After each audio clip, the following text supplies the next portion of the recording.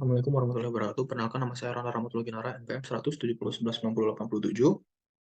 Pada kali ini saya akan membahas tentang penelitian saya yang berjudul Pengaruh Penambahan Fly Ash Batubara terhadap Parameter Geomekanik Tanah menggunakan Direct Test. Dengan dosen pembimbing pertama yaitu Pak Iswan Darui, dengan pembimbing kedua yaitu Pak Indra Karna Wijaksana. Oke. Nah, pada latar belakang yang pertama, tanah merupakan akumulasi dari material lepas baik organik maupun anorganik yang terjadi secara alami berada di kerak bumi. Komponen utama dari tanah itu sendiri biasanya terdiri dari tiga. Yang pertama ada air, kedua udara, dan yang ketiga tanah itu tersendiri. Nah, pada saat kita akan membangun suatu konstruksi pada tanah, nah kita harus mengetahui dulu kekuatan dari tanah. Nah, atau disebut dengan sifat mekanik. Nah, karena kenapa kita harus mengetahui sifat mekanik atau kekuatan dari tanah ini? Karena bila kita akan membangun suatu konstruksi pada tanah, ini akan mengalami penurunan seiring perjalanan waktu.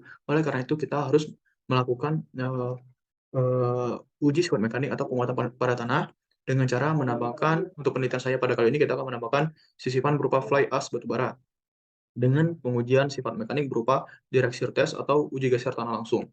Nah, selanjutnya ada tujuan dari penelitian. Yang pertama, untuk mengetahui karakteristik tanah berdasarkan dari sifat fisik atau nilai dari sifat fisik. Yang kedua, mengetahui nilai sifat mekanik dari tanah.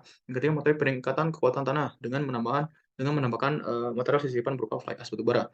Nah, selanjutnya ada metodologi penelitian secara garis besar. Yang pertama nanti akan kita lakukan yaitu pengujian sampel secara alami. Setelah itu baru kita akan melakukan pencampuran sampel atau sisipan sampel fly ash batubara dengan lama pengadukan itu sekitar 3 menit, dan juga dengan komposisi fly ash yang pertama 0%, 5%, 7%, 7%, 9%, 11%, dan 11%, 13%, dan 15%. Nah, setelah itu kita uji dan kita lihat ada peningkatan atau tidak. Nah, untuk sampel sendiri itu kita ambil dari Sumatera Selatan, tepatnya di BTAP. Nah, selanjutnya kita dapat melihat hasil dari penelitian. Nah, hasil dari penelitian itu kita lihat di sini nilai densitas. Dengan besar nilai densitas 1,086 gram per sentimeter pangkat 3 atau sentimeter kubik. Nah, selanjutnya selain pengujian densitas, kita lakukan juga pengujian Atterberg limit ya, dari liquid limit dan juga plastic limit. Dari liquid limit kita mendapatkan water content sebesar 40,02, dan juga di sini dapat kita lihat dari pengujian plastic limit kita mendapatkan water content 22,81. Agar kita mendapatkan nilai indeks plastisitas, kita harus mengurangi nilai tadi liquid limit dikurang dengan plastic limit, sehingga dapat nilai indeks plastisitas sebesar 17,39. Setelah itu kita dapat plotting di grafik Atterberg limit.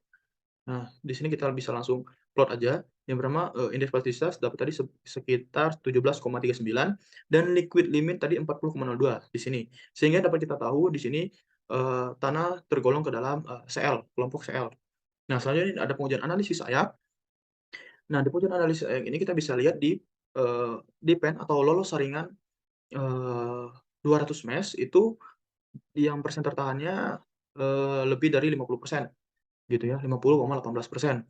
Nah, dapat kita lihat juga dari grafik ini kan, nih, di 50% di atas, Castle dan Clay gitu.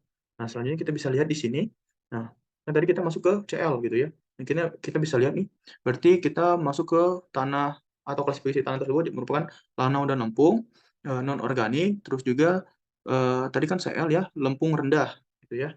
Ini bisa kita lihat grafik ini di SNI 6371/2015. Nah, di sini ada pencampuran material fly ash tadi sudah saya jelaskan di awal. Nah, selanjutnya perubahan sifat fisik, nah itu bisa kita lihat lebih jelas di dalam grafik. Nah, di sini kita bisa lihat, nah untuk berat kering atau, dan juga densitas, nah itu di kadar pencampuran sebesar 11% itu mengalami peningkatan, baik di densitas maupun di, berat kering. Nah, selanjutnya ini kita bisa lihat di pengujian, sifat mekanik. Nah, kita juga bisa melihat di 11% juga mengalami peningkatan, yaitu dengan kohesi 15,2 kPa dan sudut sebesar 15,22 derajat. Nah, bisa kita lihat juga di dalam grafik ini, sehingga dapat kita simpulkan, nah, tanah kita memiliki, klasifikasi berdasarkan SNI tadi, yaitu, tanah lempung plastisitas rendah dengan nama kelompok, yaitu lempung plastisitas rendah pasiran. Nah, dengan kekuatan kohesi paling besar tadi 15,2 dan sudut geser dalam 15,22.